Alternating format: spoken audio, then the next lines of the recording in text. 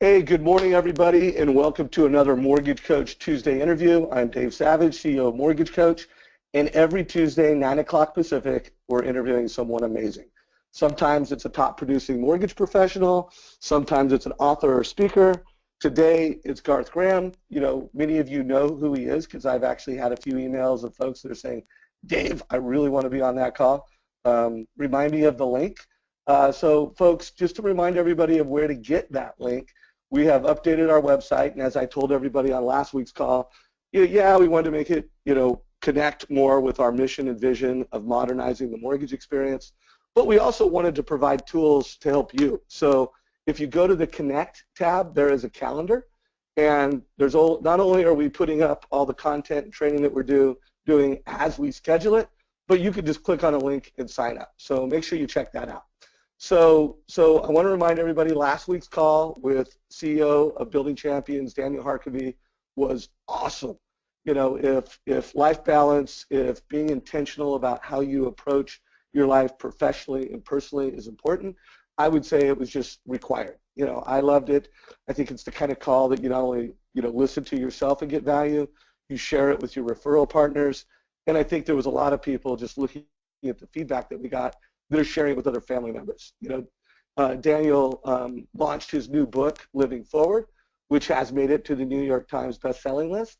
It's trending in a lot of ways. And he also gave a lot of value to the Mortgage Coach members. So this link is still active, buildingchampions.com/MC, where he provided some bonus content. So if you missed it, check it out. So again, reminder, make sure that you're keeping an eye on our monthly calendar so you can see what's coming up with Mortgage Coach.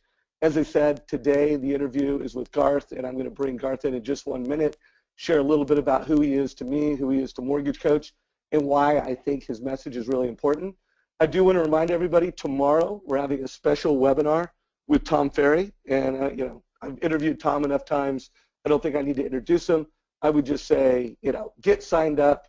If you're a manager on this call, forward this to your team.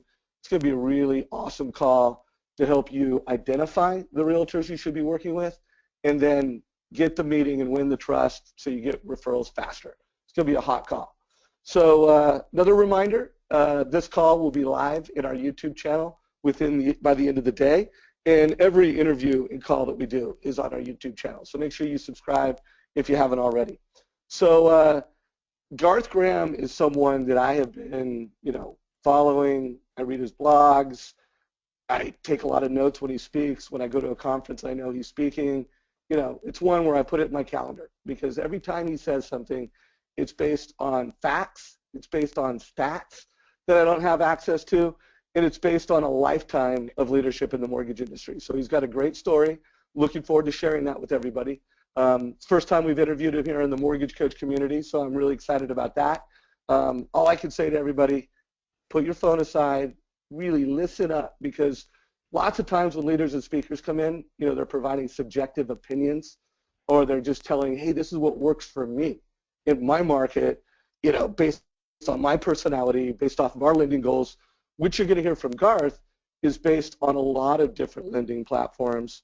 It's based on a lot of statistical evidence, and if you listen up and you take action, you will actually improve your business. You'll make more money, you'll close more loans, and you get more referrals.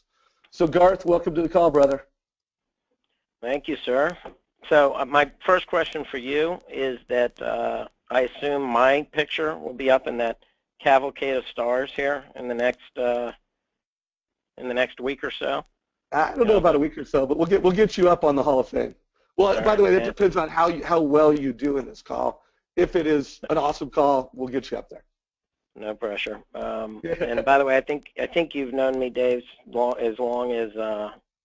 I probably actually looked like that picture that you just. I think you need to update your LinkedIn profile now. We just took it off your LinkedIn profile, which everybody should connect with you on LinkedIn. But you update that, and we'll update our picture. There you go. All right. Well, I appreciate the opportunity to be here. And just so you know, I do a lot of consulting in the mortgage industry, and one of the things we're very well known for is our benchmarking services. We do the Mortgage Bankers Association and Stratmor Peer Group Roundtable program. All the top lenders share their data and their statistics. But we also do a lot of research around borrower satisfaction, and I am excited to share it. It's data-oriented, but it's really what I pulled here for this audience is the stuff that really I think matters to loan officers, and I will tell you why it matters to loan officers. From my perspective is because I was a loan officer at the beginning of my career. So unlike many, sort of consultants, whether it's in the consultant space or executive space, I've actually started as an originator with Chase in the 80s, which makes me 50 years old, which is why you know now that that picture you saw is obviously an inaccurate depiction of what I look like currently.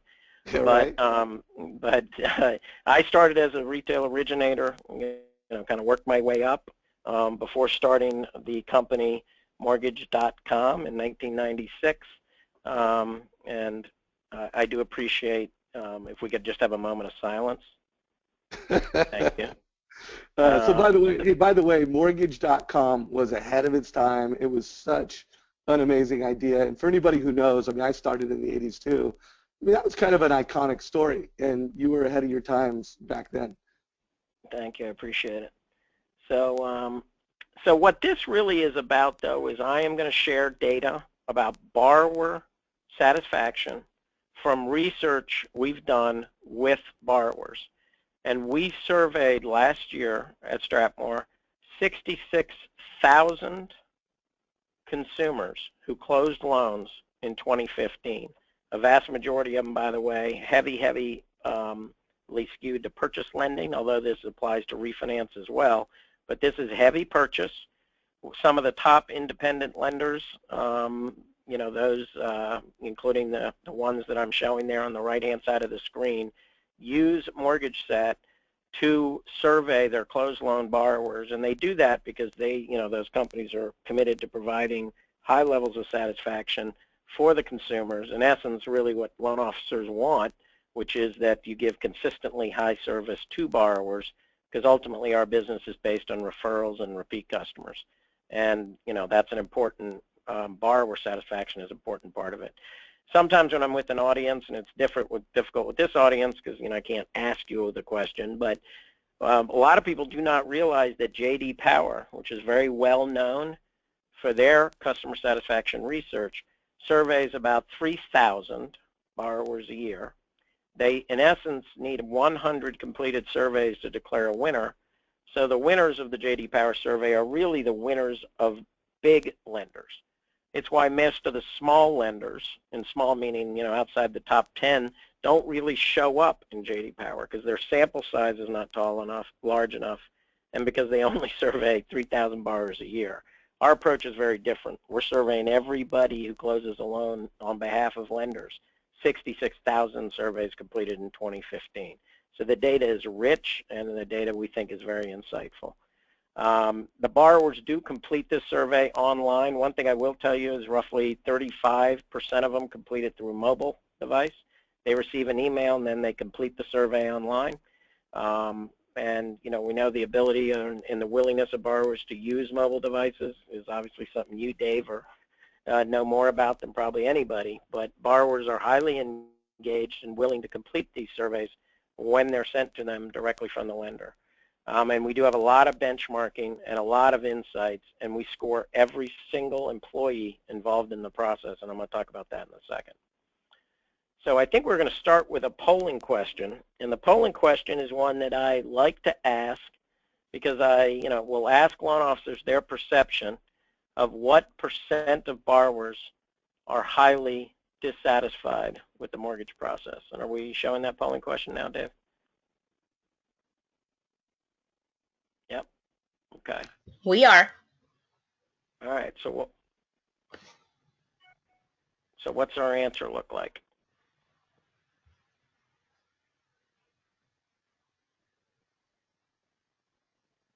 So does everybody go ahead and just vote quick what you think what % of borrowers are highly dissatisfied?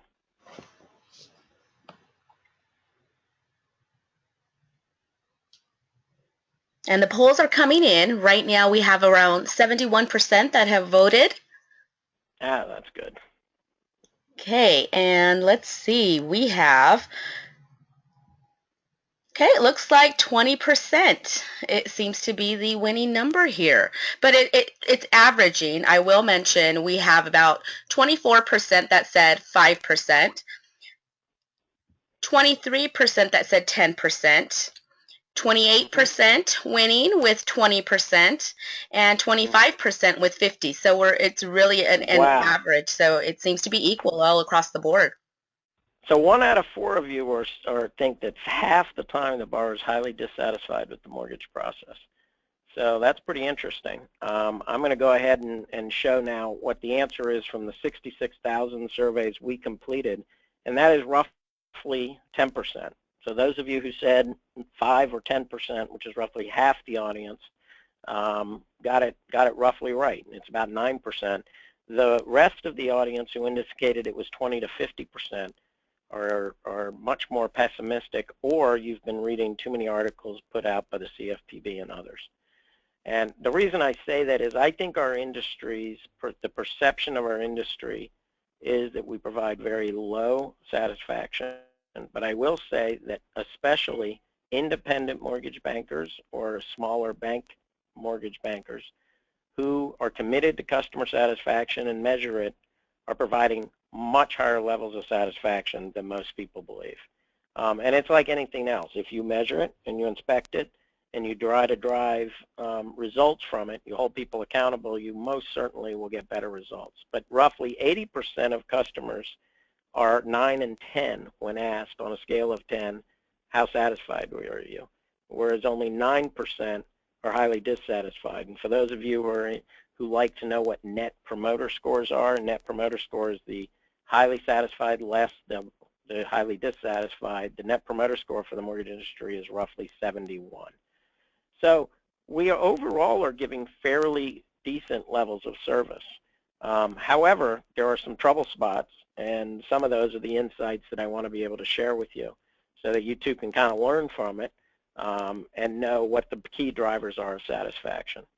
One of the most significant ones is when asking a borrower, did you receive an upfront checklist of documents?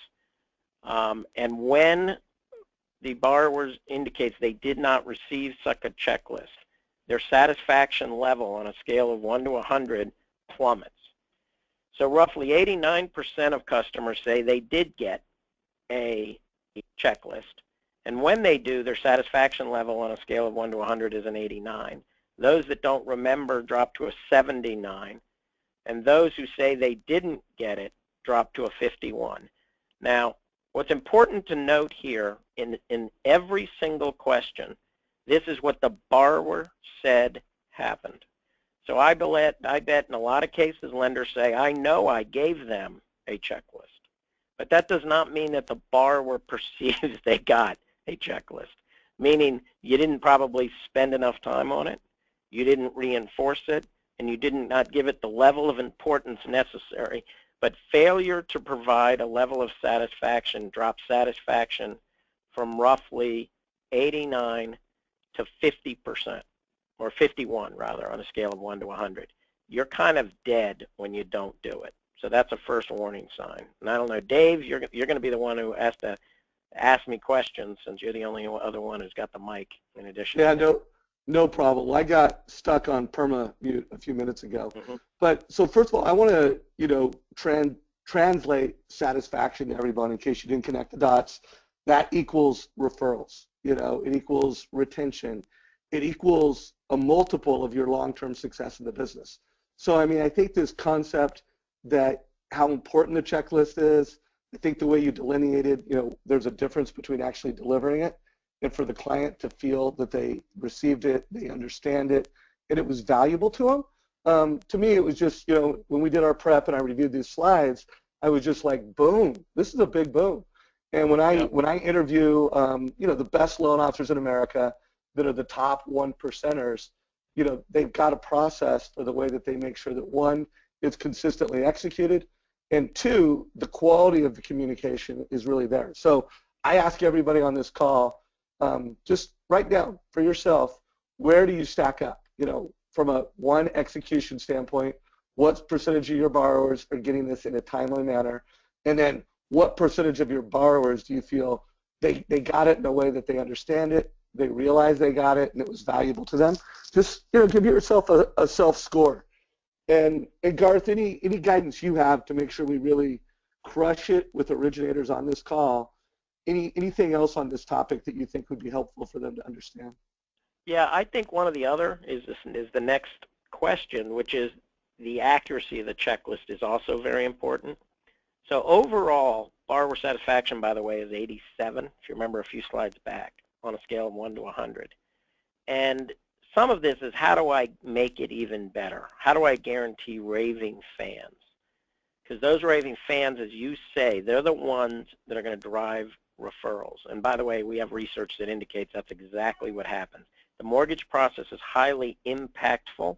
So we have this, a process related, is referred to as a regression analysis, that indicates that the activity of an originator drives high levels of satisfaction, and high levels of satisfaction do indeed drive the behavior we're looking for, referral and repeat customers. So you're exactly right, Dave. This one, though, is, so the last slide is, did you get a checklist? This one says, from the borrower's perspective, were you asked for additional information not on the original checklist? And the borrower is saying roughly 45% of the time, 44.5% of the time, they were asked for information. Those borrowers' level of satisfaction is 84. The borrower who wasn't asked for additional information, their satisfaction is 94. So the last slide is a warning. You have to give them a checklist. This one is those separating the real performers from good performers, great from good, is the ability to make that checklist accurate. And I know one of the challenges for us as an industry is the fact that the underwriter has a big influence on whether additional information is requested. And I'm going to talk about underwriting in a second. But what this means is, from an originator perspective, it is worth the time necessary to carefully review the borrower's financials and ensure that that checklist is as accurate as possible, because they will reward you for accuracy, and they will penalize you for inaccuracy if indeed the inaccuracy is driving asking for additional information, not on the original checklist. So I'm going to pause there for a sec, Dave, see if you think you have any other. But This is kind of the good to great point. You've got to get to be great, spend time on it, and make that checklist as accurate as possible for the scenario the borrower is facing. Well, I think you might have already answered this question, but I like to reward folks that put questions in our GoToWebinar panel. So by the way, for the 3 of you that have already submitted questions, love it, keep it coming. So Paul asked this question. He said, any difference whether the checklist was a set checklist attached and marked up, or whether the list was embedded in an email custom to their loan requirements? So I want to make sure you answer that if you can, although you might just repeat, all that matters is accuracy. But any comments to the way Paul asked that question? Yeah, so I'm going to talk in a second about the validity of email, by the way, versus more personal contact or written communication. So I'm going to cover that one in a second. I think your question, it was Paul, is that the accuracy of the checklist certainly is rewarded. So simply having a checklist that's generic, that says, I'm going to need to verify your income, I'm going to need to verify your assets, make sure to send me the sales contract, is likely the 44% of the customers who are, say, they then were asked for information not on the original checklist. If you don't take the time to really kind of look through the financials and the application and give them a customized checklist, you're not going to fail, but you're not going to be great. And the great comes from the ability to really customize it and get it down, which also, by the way, means as an originator, you need to be pretty well versed on your guidelines, and you need to be a professional in what is required from an origination perspective. So that's how I would answer that question, but I think it is worth it. So by the way, there's been some dialogue. I'm going to speak to it. So Mark makes the comment, always embed in an email and make it as specific to the transaction as possible. So no doubt, Mark, that's, I think, echoing what Garth is saying. Now, Alan asked a question that makes me think we need to provide a little clarification here, Graham. He says, how do you know everything that should be on the checklist before you see the initial documentation? And I think, Alan, to your point, you know, Garth is at a point, and he's talking about the checklist, that, hey, we're now in a transaction, and that's a checklist. And Alan, I think you're speaking to a checklist that is it's earlier in the process. But Garth, how would you like to answer Alan's question, kind of delineating where we're at in the process? Yeah, I think, well, one is I think it's the baseball metaphor holds. You won't be 100%. So there certainly are cases that come up where you do not know what you do not know until you start getting the information in. But there's an awful lot of times we see where the originator makes too short shrift of the initial interview process. So they'll say, how much money do you have in the account? Great. Without saying, did you get any large deposits? Is that balance been consistent? Do you have monthly statements you get every single month? Can you save those and send them to me right now? Because if all of that occurs, subject to, of course, them having given an intent to proceed, but the more you get up front, the more you're meeting the bar's expectations that they're still getting an accurate list of what's needed. So, there's no perfect solution, but I'm simply encouraging that you spend as much time as possible doing this type of work up front if you indeed want to be rewarded in high levels of satisfaction. Right on. So, hey, I want to get on to the next insight. Yep. But Dominic asked a question. He goes, is there a specific checklist we can view? And so, folks, if you're on this call, I always like to use the power of the mortgage coach community. First of all, if you're crushing it, you are a top producer, and you have what you believe to be a best practice checklist or an email that you're forwarding, and you're willing to share it, forward it to me. In next week's call, if I get enough submissions and if Garth and I believe that the checklists that are forwarded to me meet what's considered a best practice, I will share that in next week's call. So Dominic, we'll see if we can come up with a sample that aligns with this is excellence. So again, David, Mortgage Coach, forward me any checklists that you think are awesome, and then I'll also push Garth to see if he can come up with the best practice, and we'll bring it to next week's call. Go ahead, Garth. Yep. So here, and this is actually, we're beginning to transition into another point here, which is that we asked the borrowers, what is the primary method by which you received status during the application process? And so this is the borrower's answer to that question. So a lender may have provided status multiple ways, but what is the primary way? And what's interesting here is that it really illustrates proactive versus reactive. So when the borrowers say the primary way they got status is they had to call, which is only 8% of the time, satisfaction is 61. You're failing. So borrowers do not like to have to call to get status. That is fairly clear. If you notice, they also don't love logging into the website or reading letters mailed to them either. And what those all have in common is they require the borrower to take an action rather than have the information pushed to them. And the higher levels of satisfaction are occurring to the right there, text messages, emails from lenders, and the lender called me. And the highest satisfaction is the lender called me. Now, there is absolutely a trade-off here.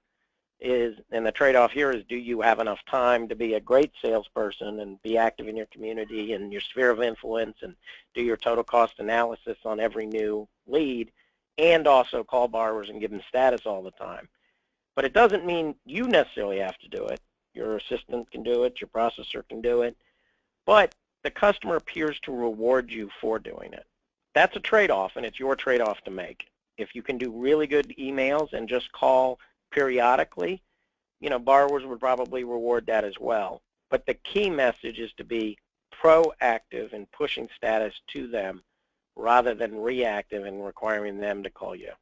I'm going to pause, and we all kind of know it, but it really shows up in the numbers. Yeah, no doubt. I mean, I think it's fairly clear in the way we've been building, at least on our platform. People don't want multiple logins. Loan officers don't want it. Families certainly don't want it. The more that you could just give them the right information at the right time, the better. I would just make the comment, Garth, and tell me if you agree with me. As we see this mobile revolution catch up in the mortgage industry, you're going to see more lenders providing those proactive updates in apps For example, in our next update to our mobile app, when the numbers are updated and the video is updated, it's going to give an in-app push alert. And then we've also been very intentional that when a family views a mortgage coach report, it gives the loan officer, both a text message, an email message, and an in-app alert. And our loan officers love that. I mean, that's considered one of their favorite features. So do you align that as the lending industry, gets better at delivering a mobile strategy, you're going to see an escalation of any time you can give a family what they want, where they're doing life, you're gonna wow them. Is that something you align around? Yeah, absolutely. I mean, you'll take a look at the satisfaction levels, by the way. The mobile app is higher levels of satisfaction. It's definitely in the push category if it's done correctly, and it's proactive. It's just not being done very often. So, frankly, that to me looks like that's an opportunity. If you do it well, that 0% goes up because the customers certainly consider that as a reward. And by the way, the idea of recording videos is, kind of begins to look a little bit more like Lender Called Me. One of the problems with Lender Called Me that's inefficient is it's asynchronous. I have to call you and I hope you connect. If not, leave a message, you call me back. The video thing that's so brilliant is you just record the message and boom, out it goes. So I think that's got some real power. No It's doubt. not being done a lot. It's not being done a lot, but that doesn't mean it, customers look like they're rewarding it just in the data we're seeing.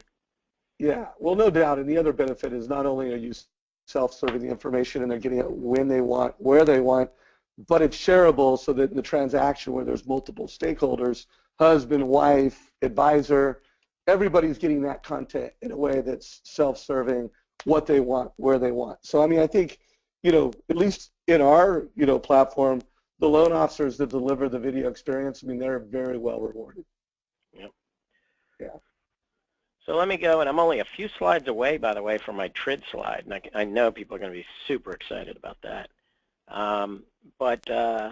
So slide number 8 here is around single point of contact. So what we do here is we ask borrowers during the survey process, did you speak to someone other than the originator? And they just say yes or no. Did you work with someone else? Now, this is from the customer's perception. So, a whole bunch of people can scurry around behind the curtain working on a loan, but the customer's perception is, no, I only worked with one person. And what this is saying is, from the customer's perception, those who say they only worked with one person have higher levels of satisfaction, 90 versus 84, than those that don't. So this one's similar to the last slide.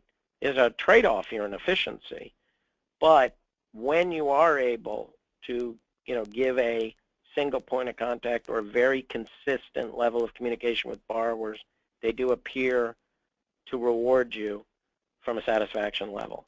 Now, this one's a trade-off. High producers, this is tough to do all this. But there's ways perhaps to do it, where your assistant is a real extension of you. I'm calling for this person. He asked me to call you, making it personal. He's going to call you next week and review this situation. He'll call you once the appraisal's in. Might reinforce to borrowers that they're really still working with the loan officer. They're still the accountable person. But you have to be careful with handoffs. That's really what the message is here. Yeah, they need to be flawless. I mean, when you interview the best teams, they have an amazing handoff. And also, at least in the mortgage coach community, that video that was delivered to the family is a great piece of that handoff, because now the processor who's taking over the loan, they understand with more clarity and more consistency exactly what was communicated to the family and what their expectations would be. So again, another example of what's good at the customer experience is also really valuable in the handoff. Because let's face it, to be a high volume producer, there are handoffs. That is going to happen. It's the quality of those handoffs that really differentiate you in the marketplace. By the way, the other great thing with our platform is we measure this for for our clients, every single originator, every single team, every processor under. I'm going to get to that in a second. So you can say, look, I'm going to be a handoff model. But what will be interesting is if you do it well, your borrowers might say, I only worked with my loan officer. it's not actually factually accurate, but their perception is it's so aligned with what happened up front and the team approach that they may say, I only worked with them. Or you might see they say, no, I definitely work with more than one, but my satisfaction level was high. The good news is when you start seeing your satisfaction being lower than you want, you can dig into the numbers and figure out why. Sometimes it's a handoff, sometimes it's a checklist, sometimes it's status, to use 3 examples we've already talked about. But it shows up in the numbers. That's one of the great things about our solution. Not to get into a sales rant. It's but okay. I was a former sales guy, so I just can't help it. Well, and you've got a tremendous platform that's delivering tremendous value. So all good, and I want to make sure everybody knows about your mortgage stat platform. So, but thank you. Continue. This is great. We're good. By the way, everybody, continue with the questions. I want to make sure Garth gets through all of his insights. So I'm not going to bring in ad hoc questions for the next 20 minutes, but Adam, and we'll try to get to them at the end. Okay, and awesome. I've only really got 10 more minutes, I think I'll be, and then we can take a bunch of these questions. One of the things that happens here is that we score everybody in the process.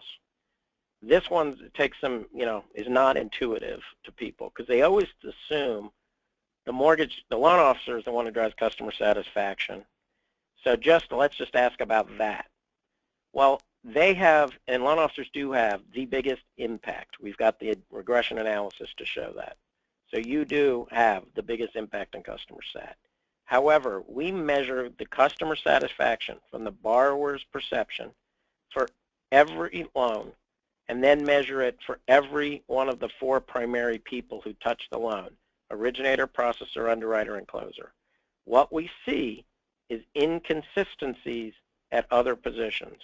So the great thing is the companies that employ this, I used a bunch of, an example here on the page, is there are underwriters who might have lower levels of satisfaction on the loans they underwrote.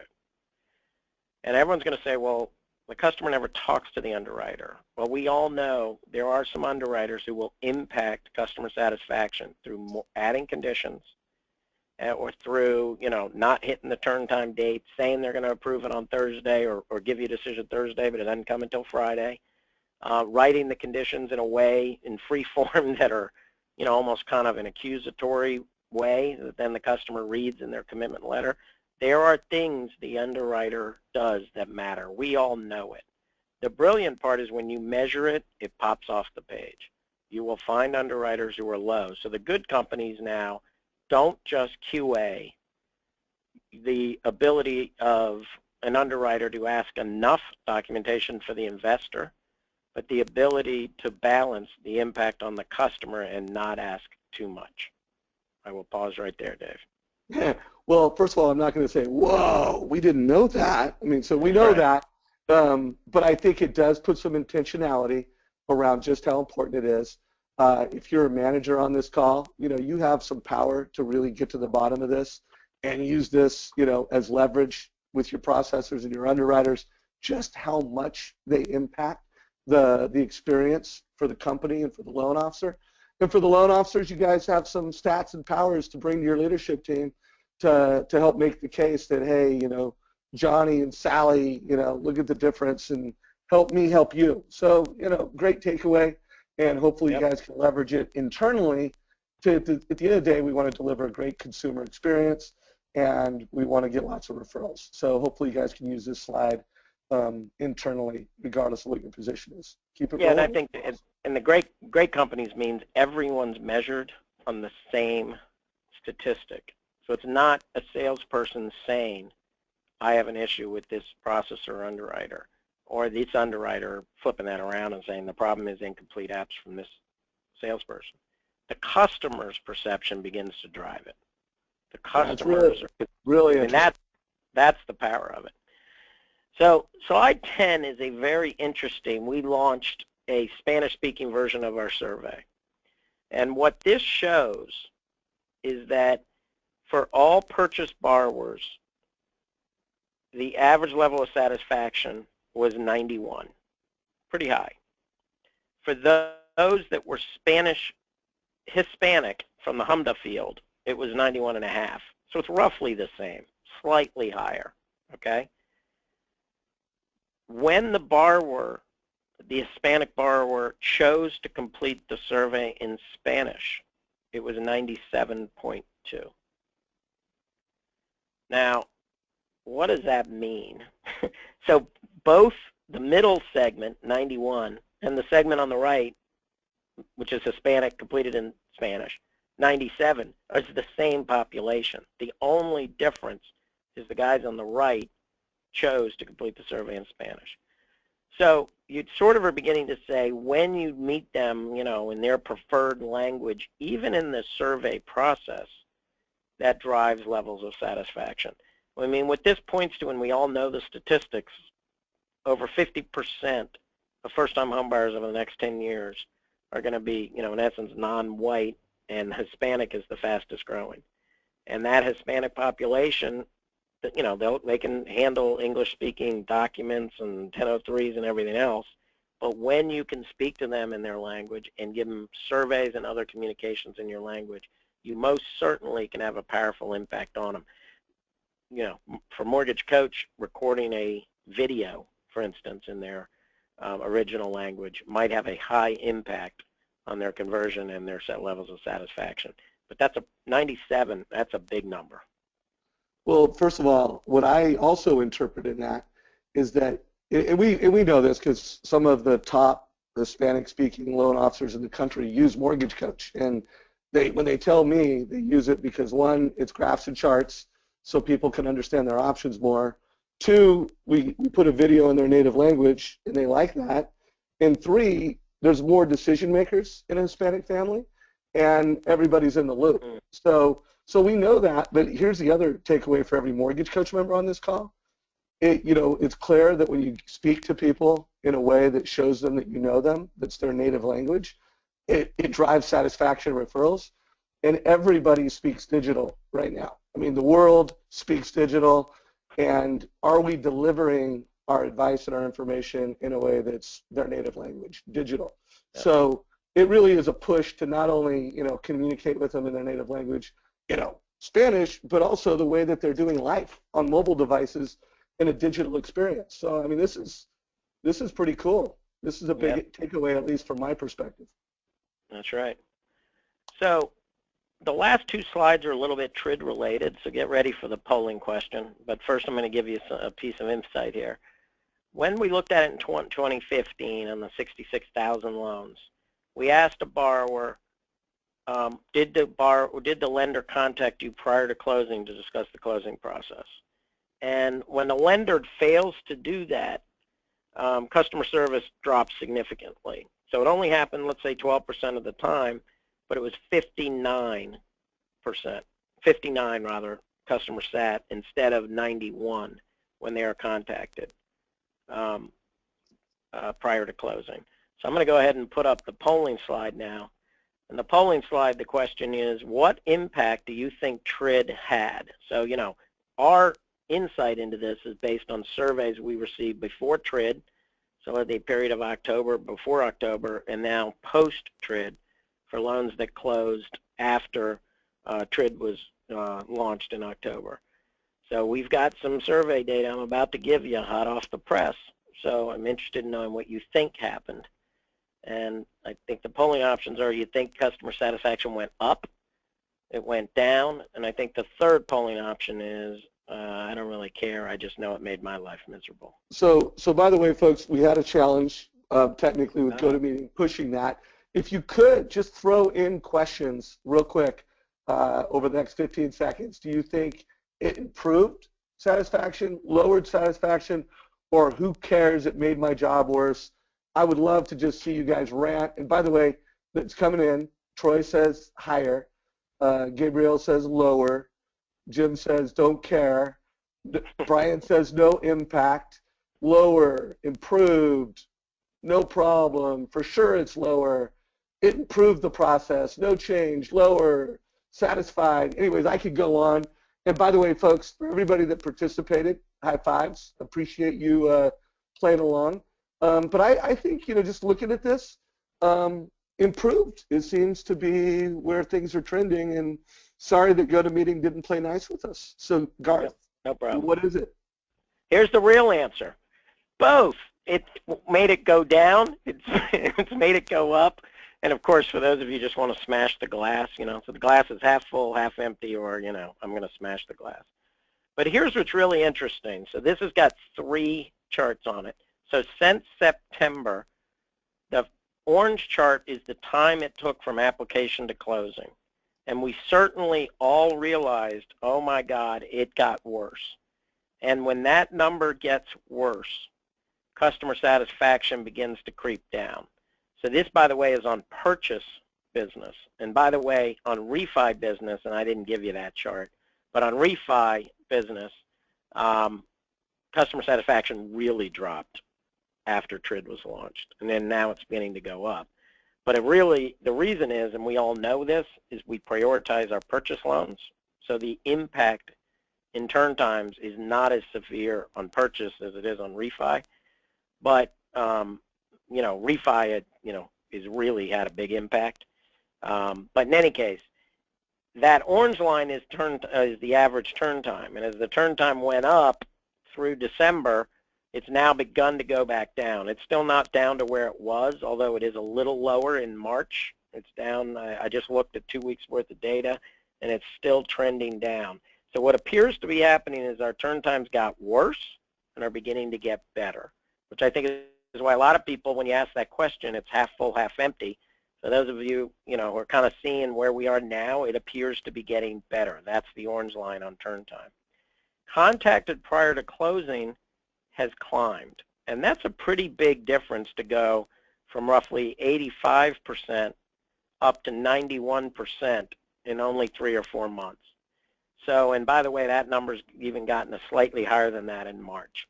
More borrowers are saying that they are being contacted prior to closing. Now, the industry has jumped through hoops and gone through all sorts of pain to make that happen. That's the pain we feel. But the borrowers at least are getting contacted. More of them are saying they're getting contacted prior to closing. And the TRID and the impact on customer sat has begun to creep up. So it's not significant, but it's not yet, it's no longer appears to be down. And March is even higher than that. And March is the highest month we've seen for mortgage sat since we launched it 3 years ago. So I am not saying TRID hasn't had an impact, and that 8 days or 10 days on that orange line most certainly is an impact. It's an impact to every single person on the phone and our title and our realtor friends and everybody else. But if it drives more contact prior to closing and more clarity around the cost to close a loan, and then you can use that as a competitive advantage, you ought to be able to drive higher satisfaction, and that's what's showing up in the numbers. So I'm going to pause because I bet I get a reaction to that one, Dave. Oh, yeah. Well, I mean, I think anytime you put as much intention around how you deliver a consistent and accurate process for the family, it's going to get better. So it doesn't surprise me it's getting better. And anytime you take such rapid and massive change all at one time with a deadline that was enforced on you by outsiders, by the way, when I say outsiders, someone outside your company, Right. it's going to get rough before it gets better. But as we can see, it's getting better. The industry, it's loud and clear. We've got to have a more consistent experience for the borrower. We need to leverage technology to do that. And if we do that and we do it well, we will prosper. And the lenders and the loan officers that do it the best prosper the most. I mean, I think it's really super clear. So folks, we are going to have some time for some Q&A. So feel free to start posting questions. But Garth, tell people how they can connect with you. This call is not over because I have about 5 minutes of content I want to drive, and then we're going to open it up for Q&A. But tell everybody how to connect with you if they want to either connect themselves or if they want to tell their regional or their CEO, hey man, reach out to this Garth guy and engage with Stratmor, and I want surveys like this. How do they connect? Right. Okay, so one of the easiest ways, because I have a nice unique name, is find me on LinkedIn. I did put my email address right there on that slide. I'm happy to take some email addresses if anybody says, hey, I'm interested in a particular data point for my area. Mortgage stat, by the way, we drill down into 66 different pieces of data. So first-time home buyers versus non, by state, by purchase, by product. It's extraordinary, the level of data. I only gave you, 10 slides of what's really 60. But, so there's a lot more we can do. I would say for salespeople, my ask is that you do embrace the concept of having a common survey methodology across the organization so that everybody at the organization is scored on the identical criteria, which is the ability to drive high levels of satisfaction. Because it is critical for you, the salesperson, but it should be thus critical for everybody else involved in the process as well. So I would encourage, encourage the mortgage bankers to employ the solution, and anybody who's interested in that, I'd be happy to talk to any of the executives about how that might work for them. I will commit to changing that picture at some point, but I do know, back then I was, those were the good old days. That was a couple of employers ago, and I paid for that photo, so I appreciate the chance to consistently use it. So thanks, Dave. Yeah, no problem. Well, I will hang and wait for any questions, Dave, but take it away. I'm going to get a new picture of you when we're at the MBA Tech event in a couple weeks. So really looking forward to that. And we'll update. We'll have some actual funny pictures of Garth, guys, next time we interview him, because I'll bring it back to you. So again, please forward your emails. I mean, I think this has been a great call. I want to make the case for why digital and mobile matters more than ever for like 5 minutes, and then we'll go into Q&A. So I mean, I think this, what you see is happening with Uber in the whole taxi business, and you see how much Uber's valuation has gone up compared to the auto industry. I mean, it's mind-blowing, and I see it, I think you see it also, Garth, this Uberification of a lot of industries. And the mortgage industry is trying to do that. I mean, when you really look at what is impacting realtors and what's impacting families, I mean, there's nothing that's impacted the home shopping experience more than having the MLS in your back pocket or your purse.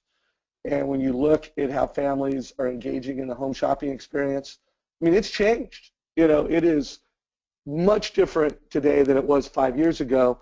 And we're starting to see lenders start to get smart, and that's never been more obvious than what's happening with the Rocket Mortgage, the investment that they're making to put that on TV, and this concept.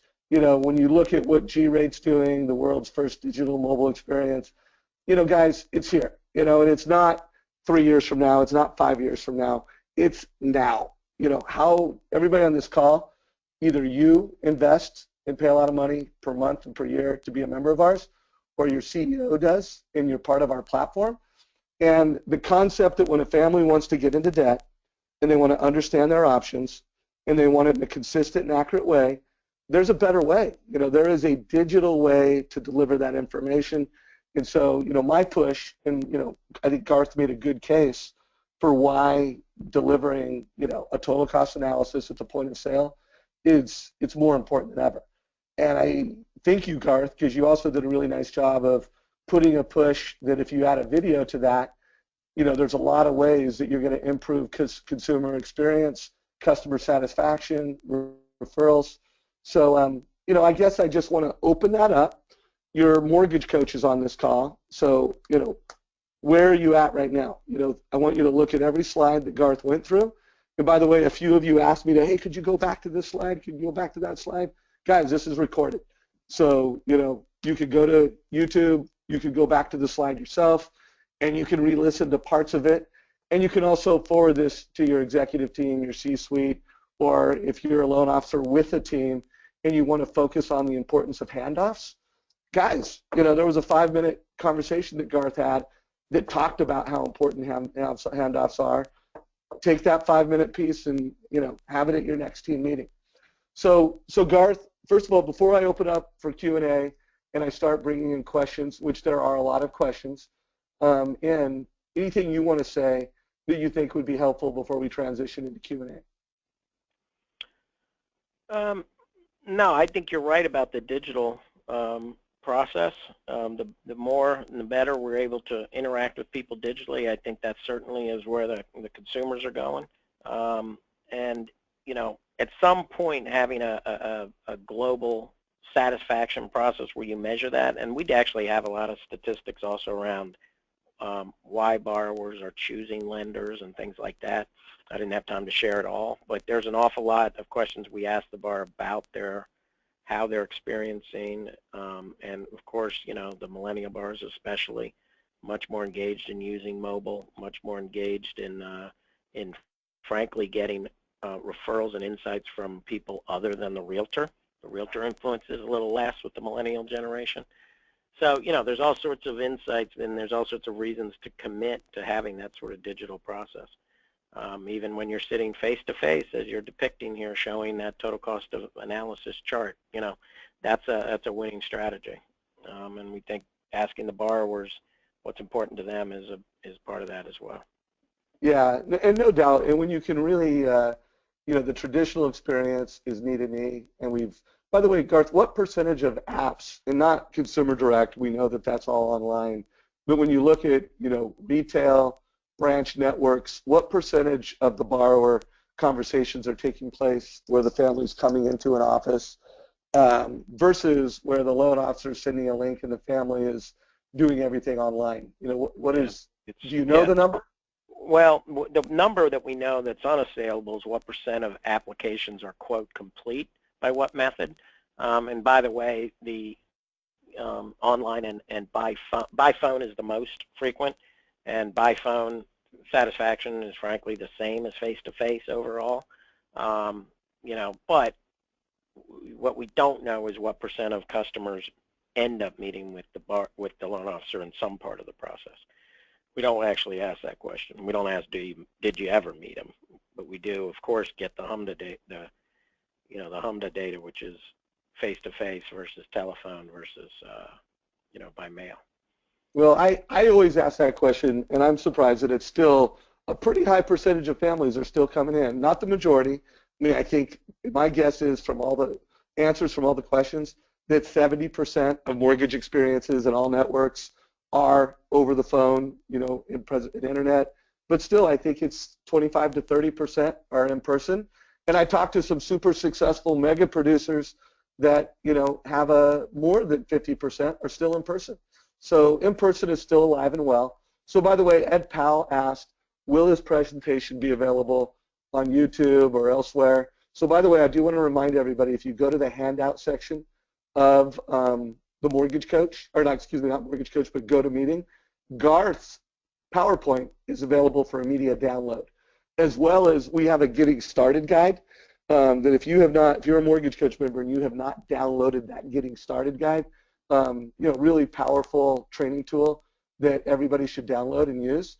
So I am having some challenges with GoToMeeting. It's kind of like stalling out as I try to get questions. So Marcy, if you could be a co-pilot of me and help me, you know, pull up the most recent questions as they're coming in, that would be helpful, Marcy. And then again, folks, if you could put some questions up, and between myself and Marcy, we'll try to get to those. But GoToMeeting is not playing nice with me today, and it keeps stalling out. Let's see. That's the digital experience. I know. Maybe I should have rebooted my computer before I did this. So by the way, here's a question. Is there a difference between the borrower that applies online or an application that is done by a loan officer? And if so, could you speak to that? Yes. I could look that up in our portal, like super fast, but generally borrower satisfaction for all three primary methods, phone, face-to-face, and apply online, is fairly consistent. However, the data we have is based on that, you know, how is this application completed HMDA field. So if a borrower completes something online and is not asked for the address and just the zip code, that's not a complete app.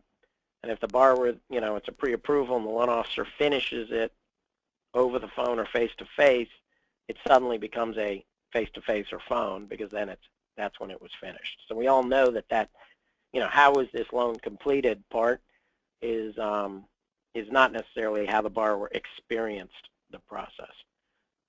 But the level of satisfaction on how they finished is very consistent among the three primary methods.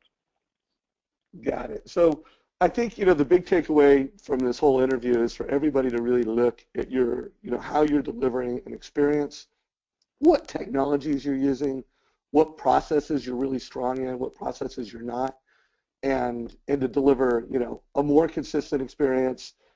Make sure your handoff is better than ever. Make sure the checklist is incredibly tailored, incredibly accurate, high value touch points. Make sure that when you are delivering rates and fees, they're incredibly accurate. Nothing is more upsetting to a family than when, what you quoted them at any point in the process changes a lot. So, the more, again, Trid took care of a lot of that with the LE and the CD to ensure that, there's a quality disclosure up front. And we work really hard at Mortgage Coach to make sure that at the point of sale, when you're actually winning the loan, you're incredibly accurate and you're incredibly compelling. So I want to remind everybody, every single Wednesday at 11 o'clock, we're dedicated to doing training on helping you become, a mobile expert, how you use your mobile device to create experiences for families, add a video, drive a better experience, have a better conversation with a realtor, and then, of course, just how to use Mortgage Coach Mobile in every way possible. So that's every single Wednesday. Every single day of the week, we're delivering value. And next week, or not next week, but tomorrow, I'm going to be interviewing, as I said before, Tom Ferry. Make sure you keep an eye on the Mortgage Coach calendar so that you can be aware of that. Someone just said, hey, remind me how to get the reports. So you could download Garth's deck in Handouts. Go and check that out. So let's see here. I've got a question from Jim. Dave, when your computer is presenting you with challenges, oh, sorry, thanks, Jim. Not good. So by the way, Linda just said how useful this was and how valuable this call was. So Linda, thanks for the nice comments. I am going to try to push our poll to see what you thought of today's call. Did we knock it out of the park and surpass your expectations with value? Good call. Let us know what you thought of today's call. So this good news is this survey is working, Garth, and reports are looking pretty solid. Folks loved your message, so it looks like we will get you on the Hall of Fame, and it looks like we will have another call, assuming you want to come back. Yeah, right. So Garth, hey, last thoughts. We got a minute left in the call. Any last, you were a loan officer. Now you've been a leader to the mortgage industry, and most of your work is done at the C-suite level. But any last words of wisdom for mortgage professionals, originators?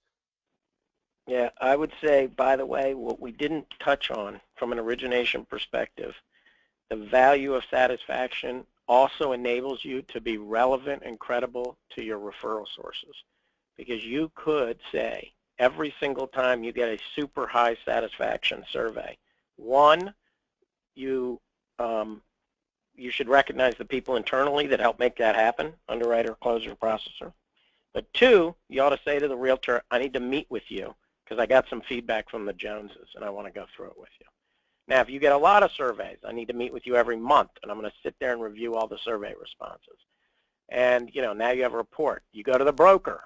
You aggregate all the ones for the Keller Williams office. I want to sit with you and review it. You've got something to talk with them about that actually is what they care about. More than price, product, and everything else, the realtor wants to know, are you making me satisfied customers? And can I trust you with my paycheck when I hand you a referral? So, the total cost analysis tools make you look highly professional and highly relevant, but the ability to deliver a super consistent process is a big part of that as well. So we didn't even touch upon that, but that's yet another reason having a consistent method of measuring that level of satisfaction is a winning strategy. Well, I love it, and of course, everybody, we're passionate about taking your borrower conversation, turning it into a competitive advantage with realtors. And this is just, this picture on the screen right now, just an example of a loan officer, delivering value to a realtor. So Garth, you were great. You helped us help mortgage coach executives and leaders do better at the front end. Really appreciate the insights that you provided. I'll see you in a couple weeks at the MBA Tech event. Thanks for inviting me to be on your mobile panel. I'm really looking forward to that, and can't wait to have you back on another mortgage coach call. Thank you. I appreciate it. Take care, everybody. Have an awesome week. Bye-bye. See you tomorrow.